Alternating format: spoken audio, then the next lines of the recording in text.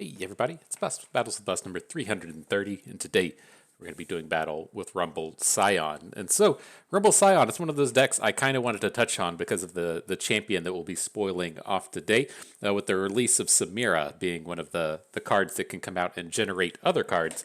I thought it was an interesting time to come in and look at Rumble Sion before that card is released. And so, to bring forth the spoilers, if you're not familiar with them, Samira, so excited for this one. This is the new Noxan champion out of the Glory of Navori, and one that I am exceptionally excited to play. I would not be surprised whatsoever if we brought forth the Noxan champion as our first video in the Glory of Navori, and then had a few more after that. And so, good stuff. She does an absolute ton of things. I think this is very comparable to a champion like Action. And just from the point of view of stats and everything, they're very similar. They're both 2/2s for 2 with quick attack. But then with Samira, when she's summoned or on strike, she creates a flare if you do not have one. And then her level up ability is if she's seen you play 6 cards, basically across the course of 2 turns. If she's seen you play 6 cards, she resets. Or I'm sorry, if she sees you play 6 cards, she flips, but then that ability resets when you start a round with the attack token. And so, again, it's very interesting in terms of the things that this can do. It's the thing that I like to kind of equate Action to would have been kind of a death of 1,000 cuts kind of thing. It doesn't really feel like Action comes down and just wins the game. Right, if you play against something like Ornn comes down, he makes a forage attacks, and you just lose like easy peasy. It's very easy to get the feel when Ornn wins the game. But with a card like Action, he would come down, attack. Your opponent probably couldn't block just because the quick attack was so scary, and then he ends up getting in 4 or 6 points of damage across the game. He generated a landmark that activated all your other landmark stuff. He was very easy to flip, which would then activate all of cards like the Absolver, and just having the card draw come off of the flip. Just so much you could do. You can make so many words about what Action actually does, and you have to kind of feel like once you're just sitting there saying those words for so long, that there's something really going on there. And I think that's something similar that we'll see with Samira, in that she's just this very aggressively oriented champion that just does a ton of stuff. And it doesn't feel like a lot of these games that she just outright wins, but she probably did. And it was just kind of hard to notice. And so to bring light to some of these other cards, I don't entirely understand how the flares work with Samira. If you look at the picture that was put forth by Riot on the Play Runeterra Twitter, that's the middle card here. It's a 1-cost burst that gives an ally challenger. That's not exactly what flare is. If you go and look at one of the card spoiling sites, we're over on runeterra.ar, it looks like flare is indeed this middle card here that has the choice to where you deal 1 to the enemy nexus or you give an ally challenger. And so I'm not sure if this choice card costs 1 and then the secondary card costs 1, or how this is actually going to play out. But there are multiple versions of the card Flare, and that's going to tie in with Samira. Just having it be the challenger thing, not so exciting. But if you look at the additional Flare card of deal 1 to the enemy nexus, that is quite exciting, with all of the plunders running around in the format and just getting in a bunch of chip damage with Samira. You have a lot of interesting and powerful things you can pull off with that. So I'm not entirely certain if it's going to cost 2 mana to deal a point of damage, or how this is going to play out. There's some scenarios where that's better. In the sense, if we're trying to flip Samira, we would like to play 1 for the initial flare and then another 1 for the second one. Or if this is just a matter of the flare here in the middle being a choice card, and we get to kind of pick which one comes down as our 1-cost card. Again, I'm not entirely certain, but I'm sure that will clear itself up quite quickly. The last thing to talk about with Samira is her flip ability, and so she does start to cost 0-cost flares, which is quite nice, but she flips to having this ability to where when you play 6 cards, you rally, and that should be exceptionally powerful. We've seen with Katarina over the past 6 months how powerful these recursive rallies can be. And I feel like Samira is going to be in that same space. And so it's like, not only are you dealing with this champion that is very strong with the stats, does a ton of stuff, has a lot of incredible ability, she also brings forth this rally ability, which is going to be exceptionally strong. So quite excited for Samira. Got to be a lot of exciting stuff coming out of her. In terms of these other cards, All Out is her flip card. It's an interesting one to see since it ties in so well with what she does. Her being a quick attack champion, she gets the extra usage out of these attack only combat tricks, since she doesn't care about her toughness when she's on the attack, so it's quite strong there.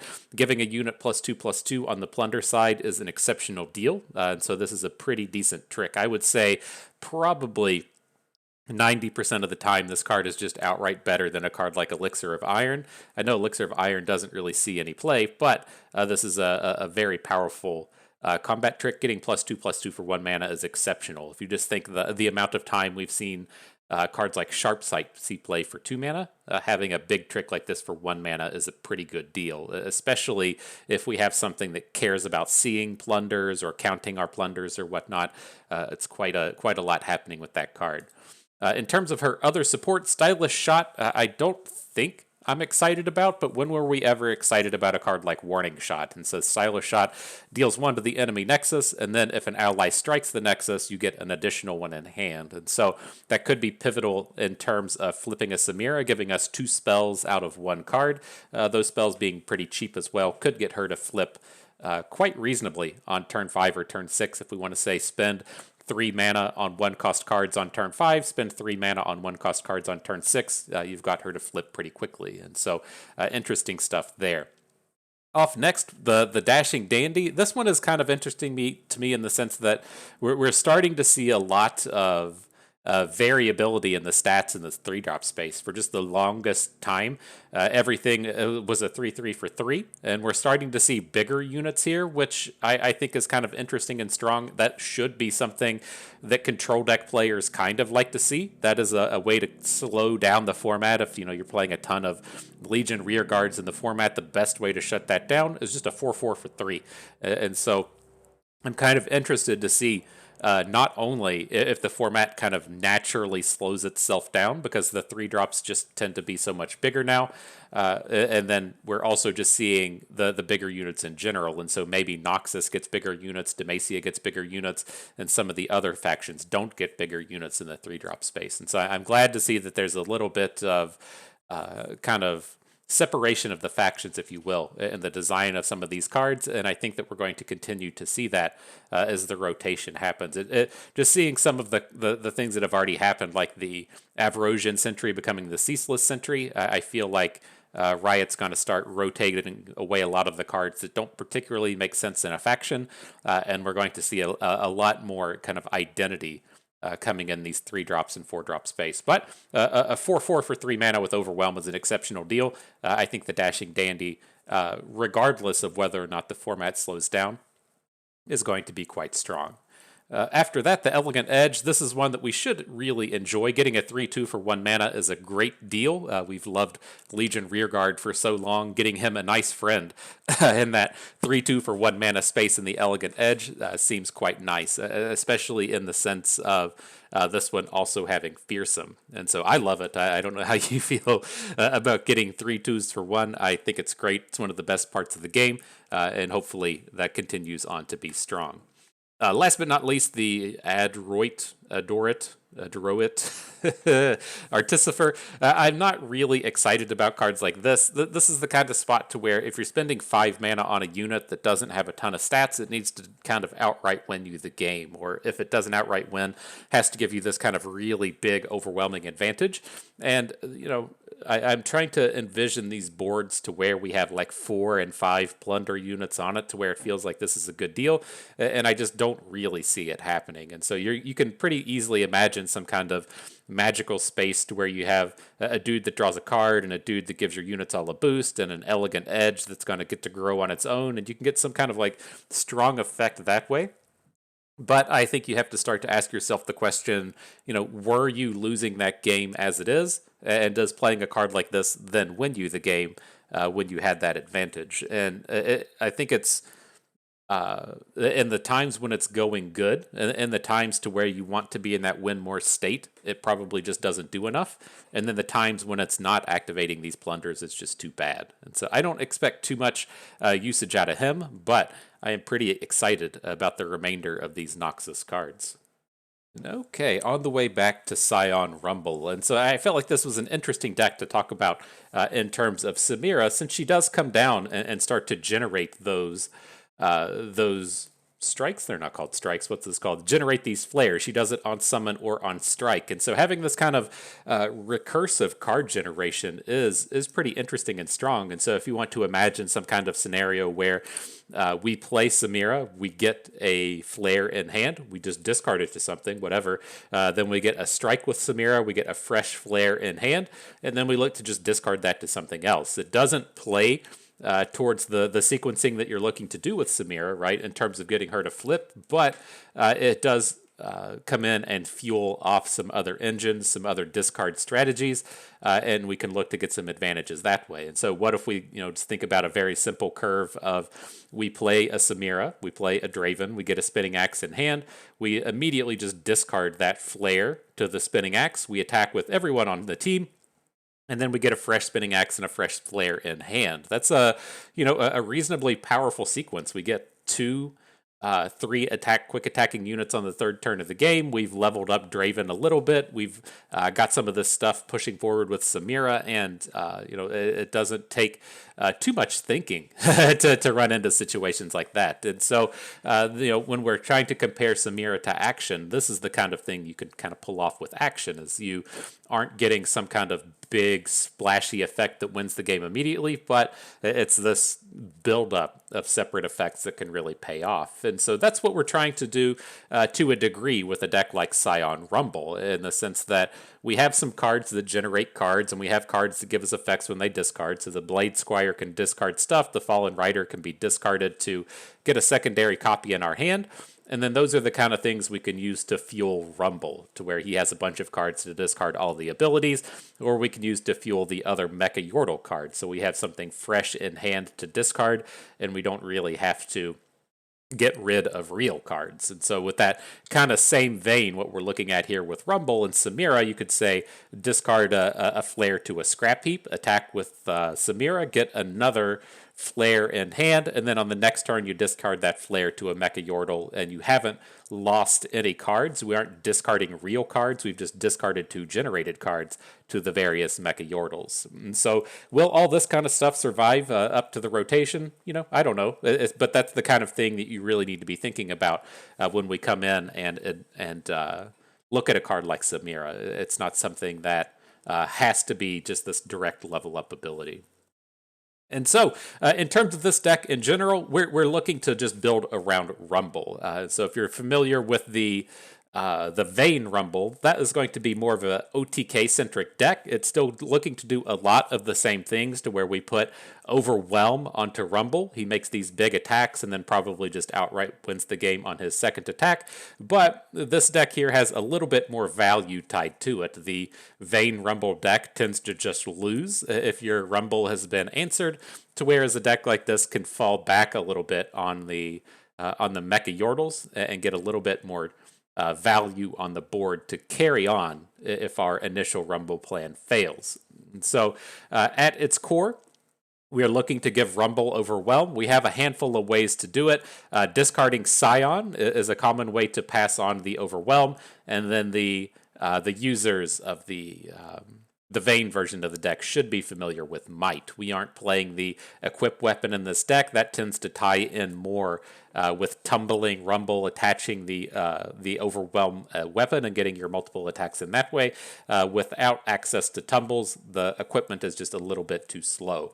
But we do have a handful of discard stuffs, right? We have the Scrapheap and the Electro Harpoon as ways to get this Sion out of hand, and then the Sion should almost always land on our Rumble. With Rumble being such an exceptionally important card to the deck, we have a lot of build-around capabilities for him. We have the Legionary Charge, which should guarantee the draw into Rumble. That's almost always going to pick him up. And then we have the Survival Skills as a way to protect our Rumble once he's on board. And so he should be nice and protected there. And then we have a handful of strikes that tie into the Rumble. So as he wants to see the Mecha Yordles deal damage, he gets to watch a Whirling Death happen. The Whirling Death counts as a Mecha Yordle damage, and he can come in and help level up that way. And so that's the deck. That's what we're going to be doing battle with today. Let's go ahead and jump on in, See if we can't have a little fun with these Mecha Yordles before our friend Samira turns up and becomes ready for battle. Ooh, I miss the days of Sion, man. That was one of my favorite decks of old. Was the Draven Sion discard Draven deck. We took that to at least one seasonals, maybe two. It's got the Legion rear guards in it. It was a really powerful deck, but it's not that good anymore.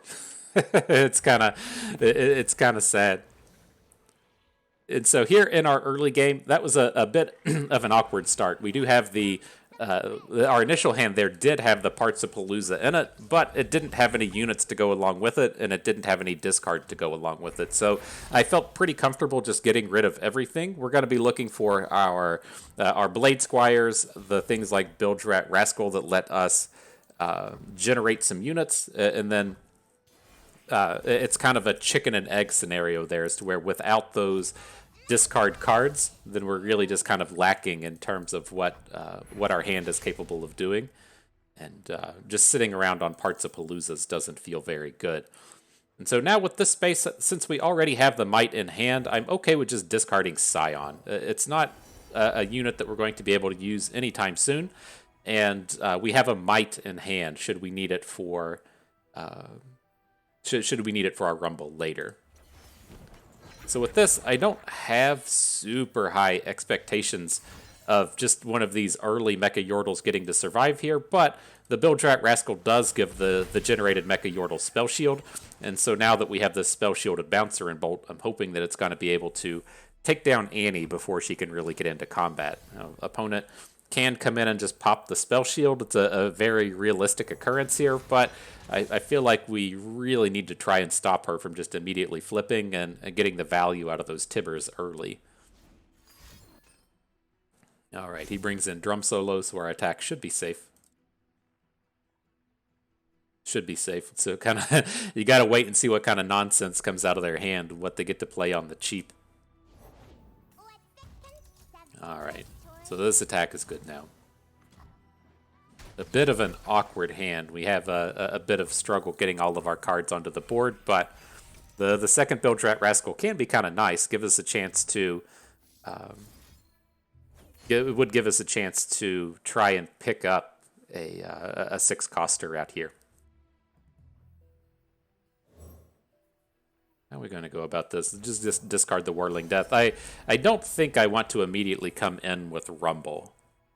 And so we're gonna hang on to him for just a moment. Now as we roll into this next turn, we will have a 3-mana bank and then 2 mana that we can play for cards after Rumble. So if we want to get one of these dudes on board, we can get the Mecha Forcer in, and I think that will be okay.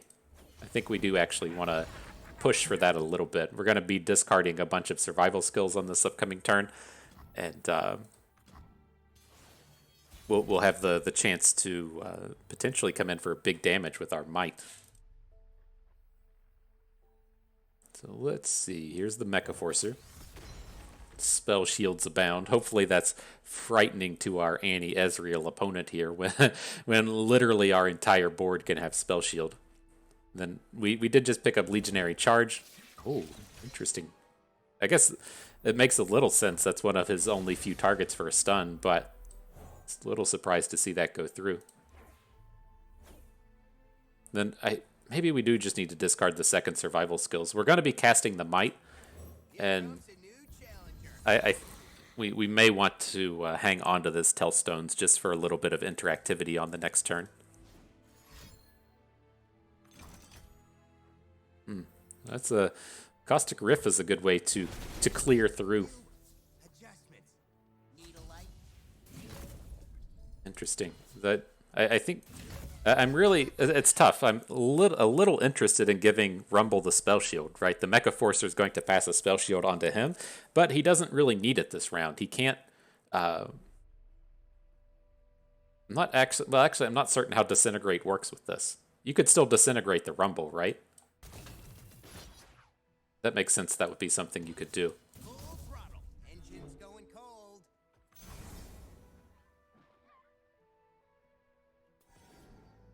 Let's see where that gets us. Might have messed up this ordering. I was looking to I was looking to get our Rumble just to the right spot to where he flips, and then the rest of the Yordles get to attack. I forgot that he was going to grow quite a bit, so we might have sent that in the wrong order, but it's doing some work.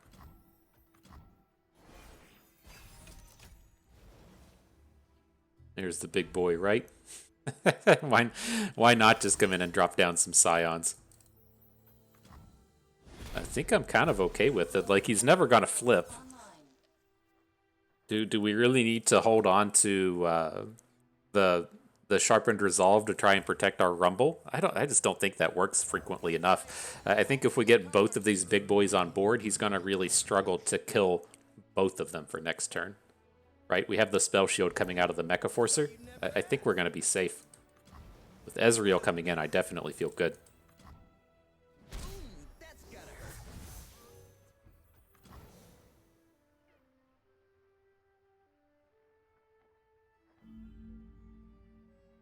All right. I'm feeling better. I think we're going to be fine. This Mecha Forcer has been fantastic. So many spell shields coming through.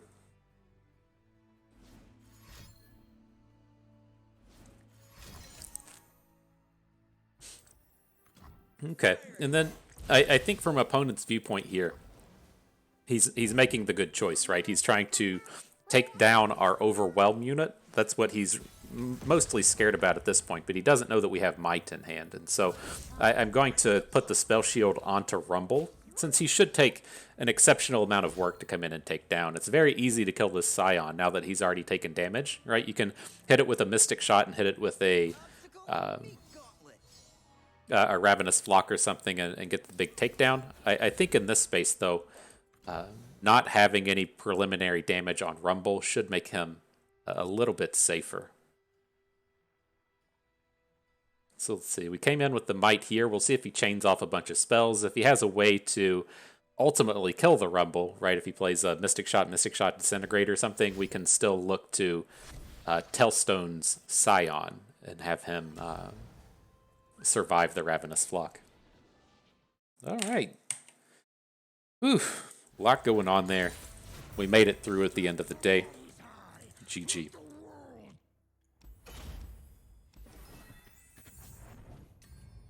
I still haven't heard anything definitive on the LP. As you notice, we shoot up to 66. The entirety of the season, we've been in that plus 15, minus 25 space. Some people talk about it being bugged. It sounds like over in APAC, there's been people that have gained a monumental amount of LP over the past day, but Riot hasn't come out and said anything about it. So I'm curious if there's something at play there or not. The thing that made it odd is people made it sound like people with 45% win rates were still gaining massive amounts of LP. And so it's a little tough to tell. All right, though. What are we up against here? Talia Ziggs. I think I'm okay to hang on to one Fallen Rider. We're definitely going to be looking to discard one to the Bildrat Rascal. But we don't want to hang on to two. It's not a card that's particularly strong. It doesn't line up super well against what this other deck is presenting. Just dies to Ruin Runner, dies to Pokey Sticks and stuff. It just doesn't. It doesn't play out that well. Here's our friend Rockhopper. Are we okay to just throw it down onto the board now? Like, as our hand stands, we have enough stuff to just discard, right? We're going to play the Rascal and discard the Parts of Palooza. We'll play the fresh unit after it. I don't see a lot of space to where we actually play this Fallen Rider and get too much usage out of it. So let's just go ahead and drop it on the board. Surprised he didn't hook it in, but not complaining. In with the Parts of Palooza. The Dune Hopper's kind of interesting. He's the biggest one that we can play. We probably... it's like I'm in this spot where it's like we should probably just pick Smash and Dash, but our hand doesn't really do anything. I think we'll stick to the mech, even though we can't play it for 2 turns. It's going to give it the good keywords, and everything's going to turn out okay.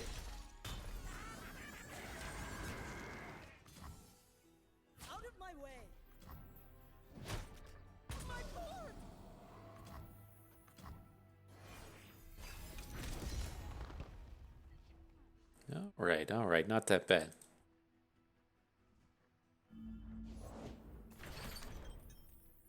I'm cold, I'm hungry, and there's rock So- in my boots. Excellent. That's all going well. You have to find yourself in these spaces as to where do you want to hang on, let me pick up these units here. I don't think we want Lil Dipper. It's always just too expensive. I think we're stuck with the Fury Horn Crasher here. I was hoping for a more mid-rangey kind of a mid-rangey mech, but Lil Dipper's too expensive. The Salty Spinner, I guess, is a little bit more mana. You can roll the dice with him. But no, you have to make the decision if you want to actually kill this Endless Devout. I think this might be okay. I usually don't like taking it down because it activates so much of their deck. Like if he wants to play Talia next turn and copy it, or if he wants to play a if he wants to play a 4 damage thing, whatever it's called, it kills the sarcophagus and gives him the unit back. But I think with our mech having Spell Shield, we can just fight through this thing. I don't think this is going to be too scary. Like if he goes the value route and just plays Talia this turn and gets domed for like 10, I don't think he's particularly happy about that. Also, just get all those big summons for our Sion, right? Oof. Ooh, that's not what you want to be doing. He's definitely just getting domed this turn. 11 coming through.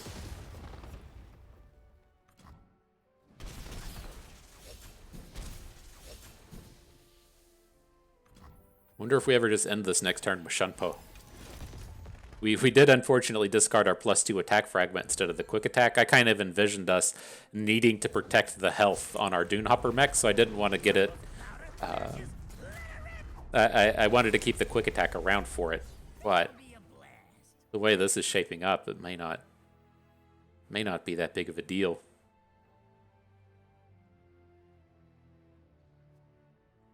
We'll give it a turn. It seems kind of in that similar space on this next turn to where we'll take like 10 off of this Ziggs, right? He attacks for 4, we can block, prevent a little bit of damage. He's going to blow up 3 landmarks to deal 6 to our face, but I think this quick attacking, overwhelming Dunehopper mech next turn with the Shunpo is probably enough to take down the game. Come here, squirt. Twist in the valves.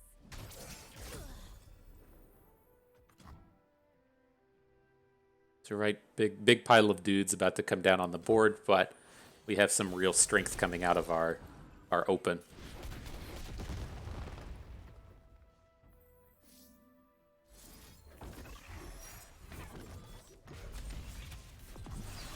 Got to be a little suspicious of this, I guess. Like, right? Why would we just put Overwhelm onto our Dunehopper mech? That's a bit of an oddity, but coming in with the big strength.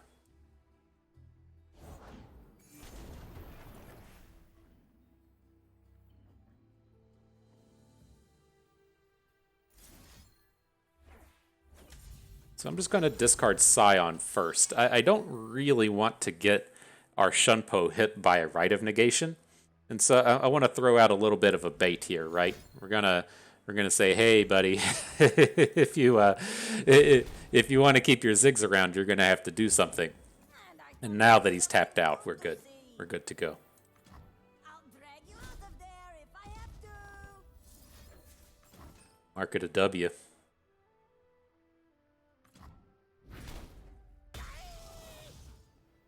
What fun rallies are. Another reason to get so excited for Samira. Oh, rallies, so good. Can't wait to see the new cards get spoiled and Demacia just gets like 2 mana rally. 2 mana, give a unit +1/+1 rally.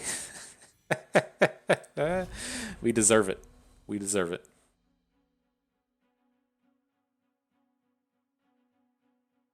That's how you balance things right there. What is Demacia lacking? It's lacking a 4 mana rally. We'll be greedy. It doesn't even have to be a 3 mana one. We just need a good 4 mana one. Something that isn't Relentless Pursuit. They'll fix it, I'm sure.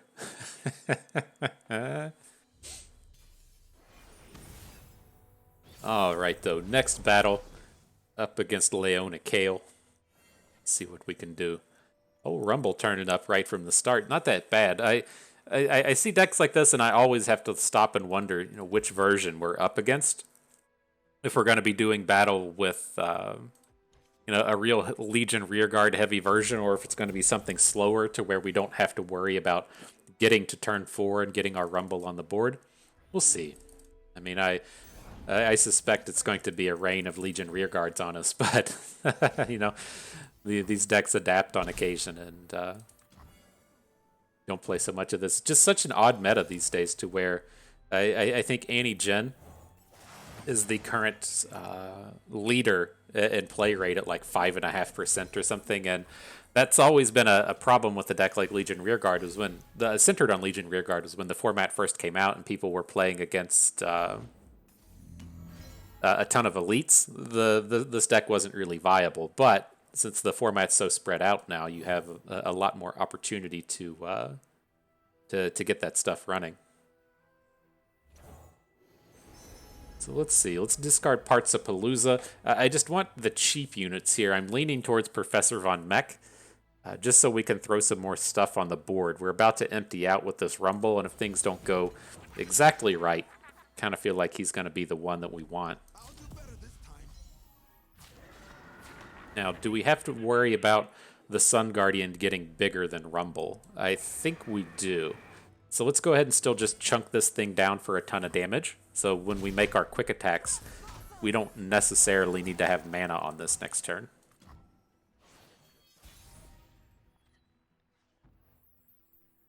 Alright, so Fallen Rider, the parts of Palooza. I'm leaning towards just getting rid of Professor Von Mech, but he is quite good in this space since we're going to have 2 Portal Paloozas on the board. What do we hit there? Augment's dumb. And tough. Not the biggest collection of impressive attributes.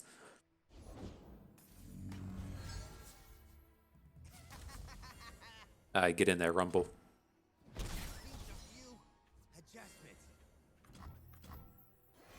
To see that can get a little scary with these Sun Guardians. If they get a little bit too big on us, we can't count on Rumble to protect us or to survive these combats.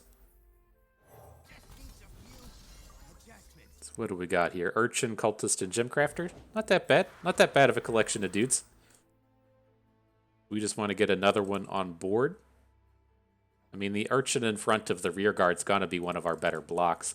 As it stands, we should be able to put the Mech in front of the Sun Guardian, Rumble in front of the other Sun Guardian, the Zonite Urchin in front of the rearguard. Looks like we take 5 and then just have a dominating board. Then even if he has something like... well, I guess the question is, are we willing to play around Pale Cascade? Pale Cascade is a little scary for our Rumble.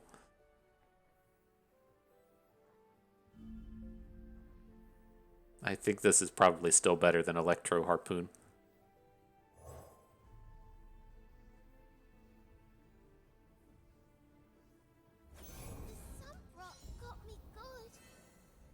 The survival skills would have been nice on the previous section.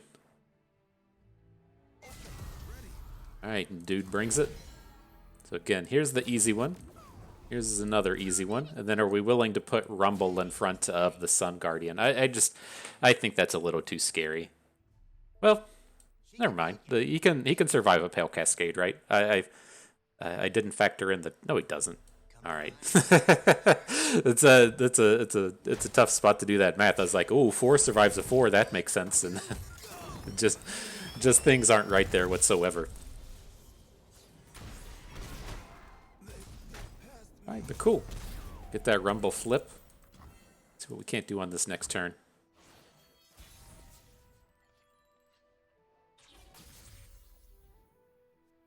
Gotta just be opening, right? I don't think we need to harpoon off the survival skills. We can. I mean, we have the mana to do this. If we want to say Electro Harpoon, discard survival skills, and put the damage onto the Sunhawk, but our Rumble's just so safe at this point, and we don't have an Overwhelm to try and punch through it, so let's leave it behind. I worry about him ultimately just getting stunned. And so I think if we can clear out this board, we'll add whatever units we pick up off of the impact, and then we can come in on next turn and look to Shunpo and be a little bit safer.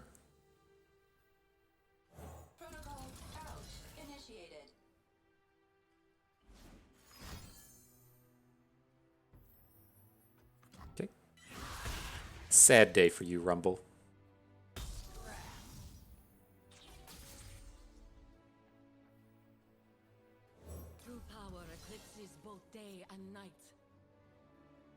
Everything's getting augmented, so it's so weird seeing all of our mechs go up in stats. Here's the big boy. Sion just about ready to flip. Gotta look towards that, right? I mean, he only needs to see 8 attack come down. You can get 6 off of Rumble, 2 from the Risen Rider. Does he see it? I can't remember if he sees himself. Pretty sure he sees himself.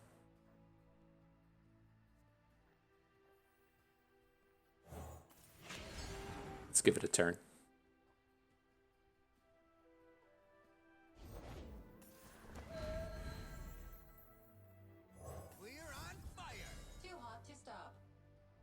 Dad picking up a lifesteal. That's something to make you feel good there. It's definitely tough to kill us when look at that gaining the full 6 on the attack. I'm on board.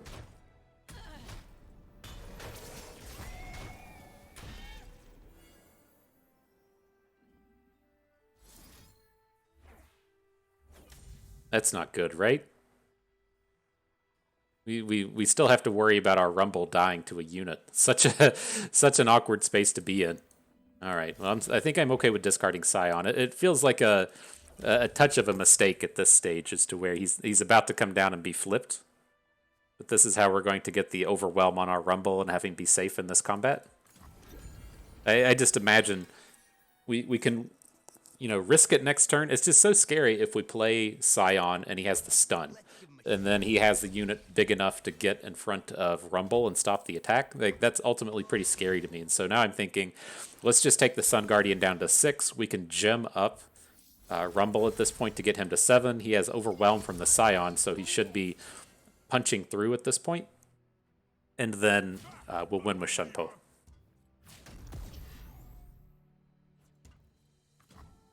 Didn't even need it. GG. Oof. Good job, Rumble and friends. Rumble and Tristy win. Was he talking about Tristana for? She's not even out here. Crazy. All right, not bad though. Not bad though. Secured some victories.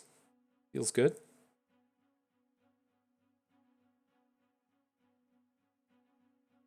Acquire all the LPs. Pretty much rank 1 right now, so getting close. All right, Senna, Nasus, and Kindred. So we can do, again, I'll hang on to that Rumble. It's pretty tempting to hang on to these Bildrat Rascals as well. The spell shields should just be so good in this match. They're only playing 1 copy of Kindred, so we don't have to worry about Kindred too much. Like, Kindred does sneak its way through without worrying about spell shields, but I think otherwise, it's an ability we're definitely happy to have, and so these Bildrat Rascals should be extra good as well. I hope that was mud. I hope that was mud. Our good friend Blade Squire out here making the poop jokes. I appreciate it, my dude.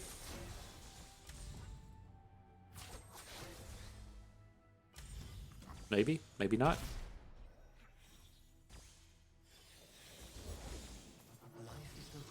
Sure thing.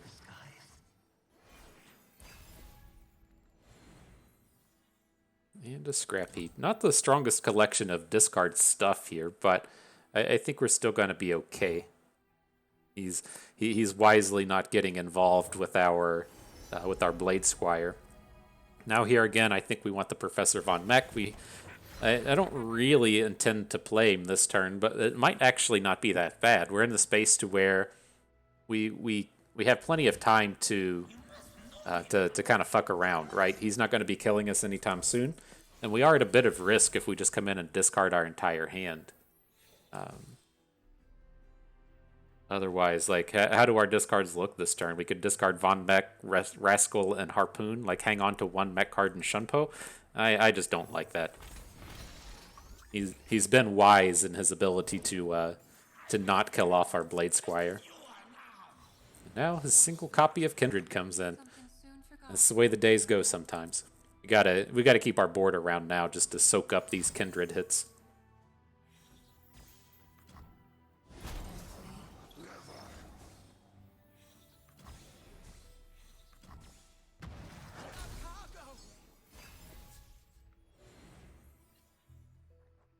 We hit the quick attack fragment.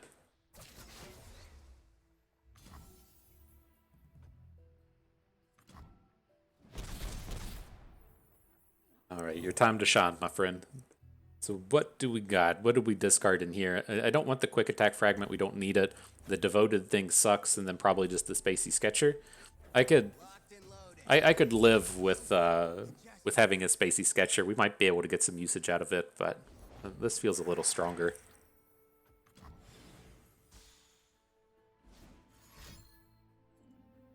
Gonna see if he has his final slay here. He pushed something forward. It seems like he's gonna have a 8 spike or something. Yep.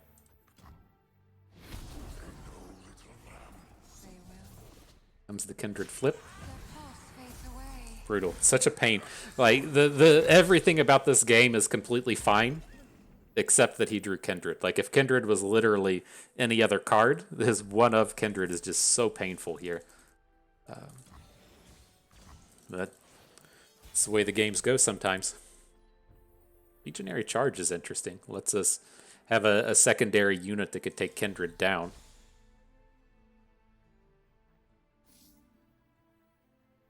Let's see what happens. We want to keep these spell shields up. You don't get the spell shield on the Rascal, but you do get it on the follow-up unit. It's just like, we're in such a bad spot in the sense if he has a way to grow his Kindred, then Kindred can kill our Rumble in the middle of combat. I'm not entirely certain if he would go for it.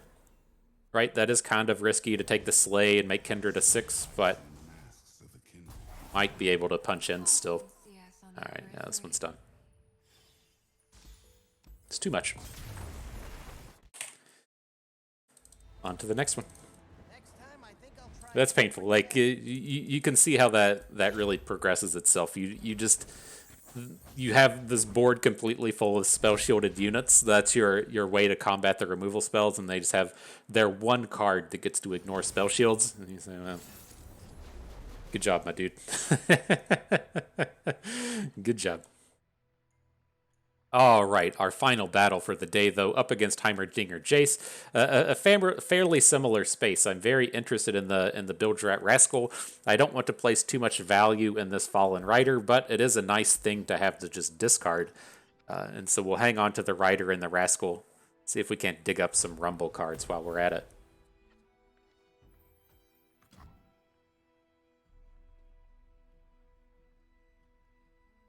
Where you at, Rumble? You're what this is all about. Well, we definitely got the spell shields for the round.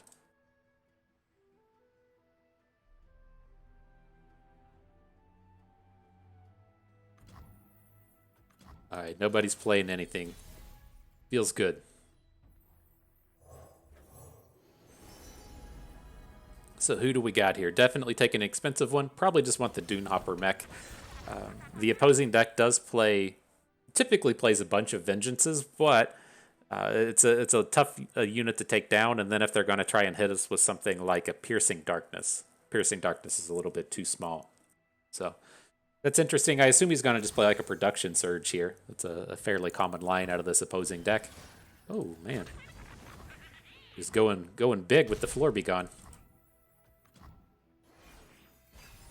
Don't suspect we'll be able to get in front of this, right? He's just gonna open with it. We can't Whirling Death it.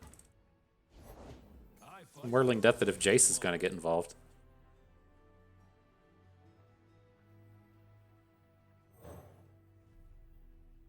Oh, we got another Risen Rider. There we go. So we interested in any of these? This isn't one where we need the Professor Von Mech. I'll go smash and dash on this one just to get the bigger unit. And now I assume he's going to attack with Jace, and then we can Whirling Death down. The floor be gone.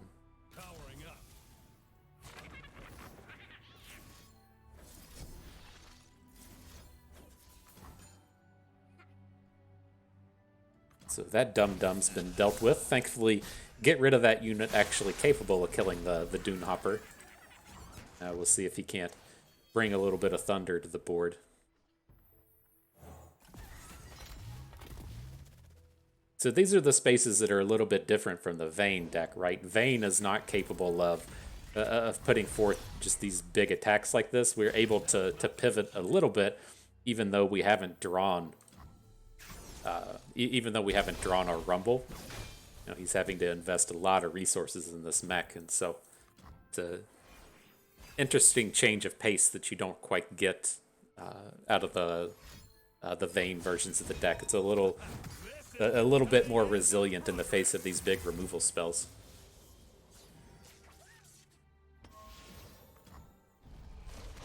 All right, Jace doing his thing. Let's see here. I think we just want to get another blocker on board. We could look to just take the full 5 here. I guess the question is, are we going to be able to kill next turn? Right? We have the Rumble, we have a Might, but we don't have enough to get a kill directly. But we do have an Electro Harpoon to deal an additional 2 points of damage. So I'm leaning more towards just setting up a bit more of a defensive board.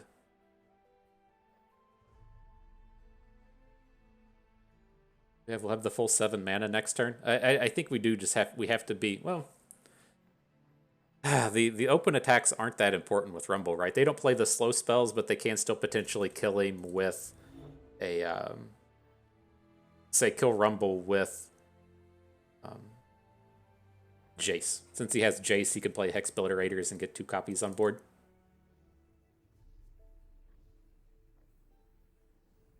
But the sizing of our units are also terrible. All right, let's advertise it.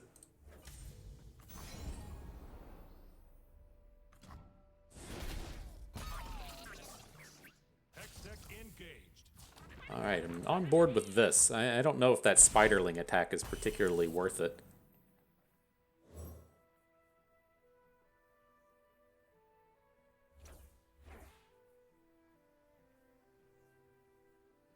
I think we have to get rid of Smash and Dash at this point.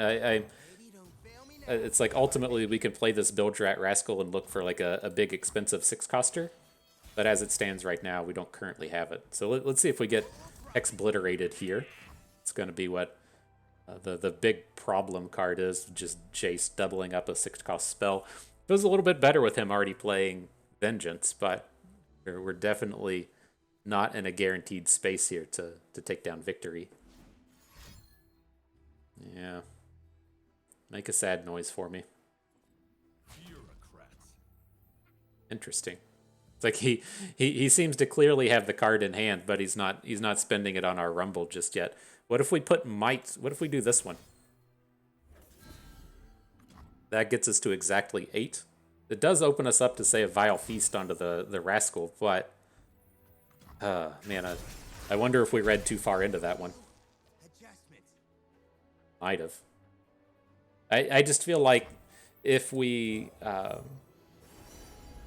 come into this game and then we say, okay, I'm going to put Might onto Rumble to try and get the kill, and then he's got the Hex Obliterator or the Vengeance or whatever, we just lose. That game's done. We're never coming back from that one. And so I think that's okay to try and push the kill off of that smaller unit, but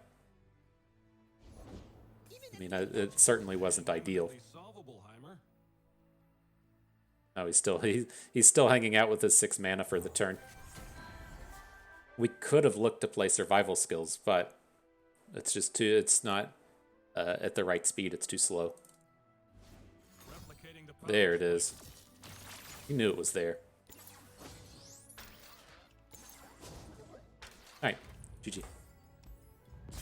Oof. So, not a bad set of games. We can pull this up and talk about it a little more. I've never felt like this was actually a real deck, right? I'm just not in that space to where Scrappy Parts of Palooza is a card that you can realistically play. And it's tough. Like, if you're in the sense and looking at a lot of these games as to where you typically have so much card generation, if you want it, that you can play cards like Scrappy Parts of Palooza that are like card disadvantage, especially in the sense that, you know, if you really want to put a lot of card generation in this deck and not be in these spots to where we're discarding real cards, you can do it. You can start and add in the entire Reforged package, and you typically have no issues with having stuff to discard. But the cards like Scrappy Parts of Palooza, we high rolled on this that one game against Talia Ziggs. If you weren't quite paying attention, we got the Overwhelm onto our Sandhopper, and that was enough to carry through with a lot of power and damage. But as you see these games to where you hit Augment or you hit Faded, you know, there's just so many bad hits with the Parts of Palooza that I think it's just rarely worthwhile to actually play. But you know, it's still a fun one out there. You know, you get to do neato things with it. But again, the big thing with this deck and the big distinction with Vayne is the Vayne deck is all in on your Rumble, as to where here you have a little bit of play. And I feel like we got to show a little bit of that extra play, with especially with the Bildrat Rascal giving Spell Shield to the unit. I'm still really bummed out that we ran into that single copy of Kindred, and Kindred was able to just ace our whole board. But in spaces, say, like where we played against Annie Ezreal in that first match, that deck really struggles with all these spell shields coming down. And so the longevity you get out of something like Bildrat Rascal is kind of interesting and strong. And so, good stuff. I'm interested to see if these champions stick around, if Rumble and Sion are still going to be here following the rotation, or if we find a chance to get Samira in with some of these friends. Time will tell. We'll have to see how it goes. But for today, that is going to do it. So, hope everyone enjoyed the video. Hope you maybe learned a thing or two along the way, and you had a good time watching. So this is Bust, and we thank you for being here.